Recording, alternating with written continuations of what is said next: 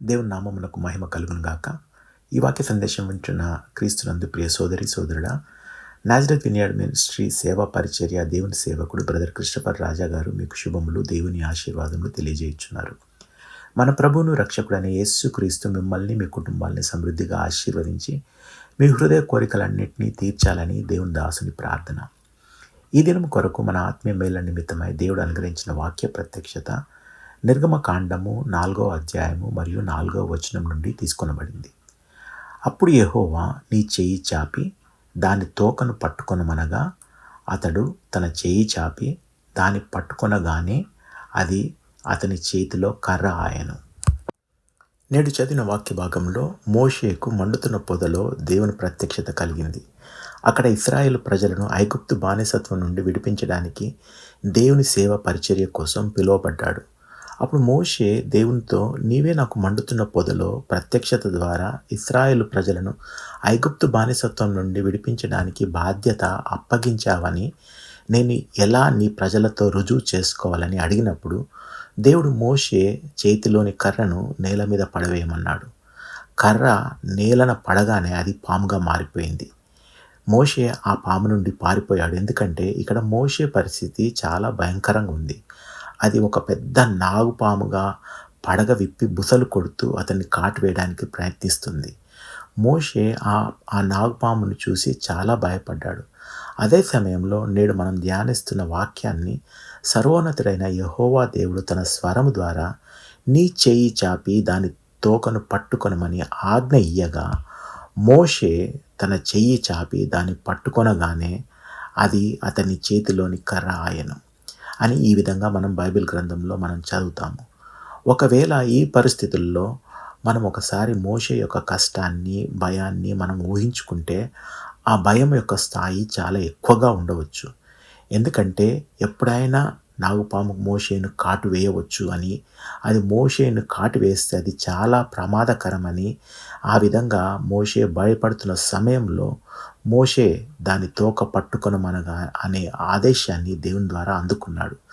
కాబట్టి మోషే ఆ పాము తోకను పట్టుకోవడానికి ఇటు అటు పరిగెత్తి ప్రయత్నించి ఉంటాడు. ఎంతో సమయం వెచ్చించి ఎన్నో ప్రయత్నించి ఉంటాడు. చివరికి దేవుని వాక్యాన్ని, దేవుని ఆదేశాన్ని విశ్వసించినప్పుడు మోషే పాము తోకను పట్టుకొనగలిగాడు. అప్పుడు మోషేకు ఆ పని భయం లేని ఒక సాధారణమైన విషయంగా మారిపోయింది. ఒక గొప్ప పోరాటం తర్వాత మాత్రమే మోషే పాము తోకను పట్టుకోవడానికి ఆధారం లభించింది. నా ప్రియ సోదరి సోదరుడా, నాగుపాము నిలకడగా నిలబడే ప్రాణి అని మీరు అనుకుంటున్నారా? లేదు. ఎందుకంటే పాము తోకను పట్టుకోవడం అంత సులభమైన పని కాదు. అది చాలా కష్టమైన విషయము. కానీ మోషే ఒక గొప్ప పోరాటం తర్వాత దేవుని ఆదేశాన్ని విని విశ్వసించి దాన్ని పట్టుకొనగలిగాడు. అప్పుడు అతనికి ప్రతి కష్టమైన విషయం కూడా ఒక సులభమైన పనిగా మారిపోయింది. ఎప్పుడైతే తోకను పట్టుకున్నాడో నాగుపాము పోయింది, తిరిగి అది పాత కర్రగా మారిపోయింది. అప్పుడు మోషే ఓ మై గాడ్ అని చెప్పి ఉండవచ్చు, ధన్యవాదాలు దేవా అని అతను ఉపశమనం పొంది ఉండవచ్చు, చాలా సంతోషంగా ఉండి ఉంటాడు. కాబట్టి దేవుని పిల్లలారా, ఈరోజు నేటి ఈ వాక్య సందేశం ద్వారా మనం ఒక చాలా సులభమైన ఆత్మీయ సత్యాన్ని అర్థం చేసుకోవాలి. ఏ పోరాటం లేకుండా మనం ఏమీ సాధించలేము. దేవుని చేతి నుండి ఏ ఆశీర్వాదాన్ని మనం పొందలేము. మోషే తోకను పట్టుకోవడానికి ప్రయత్నించిన విధంగా మనం కూడా ఇటు అటు పరిగెత్తుతూ పట్టుదలతో ప్రార్థనలో పోరాడాలి. అప్పుడే మన జీవితంలో ఒక గొప్ప పోరాటం తర్వాత, వెల చెల్లించిన తర్వాత మాత్రమే దేవుని ఆశీర్వాదాన్ని మనం పొందుకోగలము. అంతేకాదు, దేవుని ఆశీర్వాదం మన జీవితంలో గొప్ప శాంతిని, సమాధానాన్ని కలుగజేస్తూ ఉంటుంది. కాబట్టి దేవుని ప్రజలారా, ఈరోజు మీ జీవితంలో ఒక నాగుపాము లాంటి పరిస్థితులు మిమ్మల్ని కాటువేయడానికి, లేదా మీ వ్యాపారాన్ని కాటువేయడానికి, లేదా మీ పిల్లలను, మీ కుటుంబాన్ని కాటువేయడానికి, మీ పరిచర్యను, మీకు అత్యంత ప్రియమైన వ్యక్తులకు అనారోగ్య రూపంలో, లేదా వ్యసన రూపంలో, లేదా చేదు అనుభవ రూపంలో కాటువేయడానికి ప్రయత్నిస్తుందా? మీరు దేనికి భయపడవద్దు. ఈ విశ్వాస జీవిత పోరాటంలో ఒక చిన్న పిల్లాడిలా దేవుని ఆజ్ఞను విని, దేవుని ఆదేశాన్ని నమ్ముకొని ఇటు అటు పరిగెత్తుతూ ఏదో విధంగా మనం లక్ష్యాన్ని చేరుకోవాలి.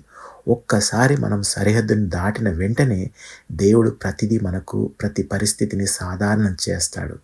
మనం ఇప్పుడు ఏ విషయాలను గురించి చాలా భయపడుతూ ఉంటామో మనకు ఆ విషయాలు చాలా సాధారణ విషయంగా మారిపోతూ ఉంటాయి. సమస్యలు మన ముందుకు పర్వతంలా వస్తాయి. కానీ అవి మంచులా కరిగి మాయమైపోతూ ఉంటాయి. అప్పుడు మిమ్మల్ని, మీ కుటుంబాన్ని గొప్ప ఆనందం చుట్టుముట్టి ఉంది. ప్రియమైన సోదరుడా, యేసు నామంలో మీకు భరోసా ఇస్తున్నాను. దేవునిచే మీరు ఎప్పటికీ విడిచిపెట్టబడరు. మీ పోరాటంలో మీరు ఎప్పటికీ ఓడిపోరు. మీరు ఎప్పటికీ చనిపోరు. ఎందుకంటే మీకు సరైన సమయంలో దేవుడే మీకు సహాయం చేస్తాడు అని నేడు చదివిన వాక్యానికి సారాంశము. ఈ వాక్య సందేశం వింటున్న మీరు కళ్ళు మూసుకుంటారా? నేను మీకోసం ప్రార్థిస్తాను. అబ్బా, పరలోకమందున్న మా తండ్రి, మీరు మాకు అందించిన ఆత్మీయ సందేశాన్ని బట్టి, మీరు మాకిచ్చిన అన్ని ఆశీర్వాదాల కొరకు మీకు చాలా ధన్యవాదాలు తెలియజేస్తున్నాం ప్రభు.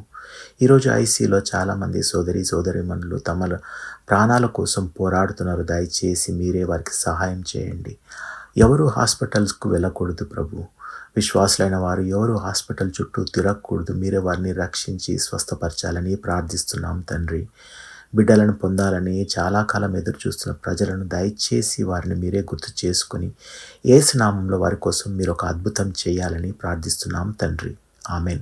దేవుడు ఈ రోజంతా మీతో ఉండి మీకోసం ఒక అద్భుతం చేస్తాడు. ఆమెన్.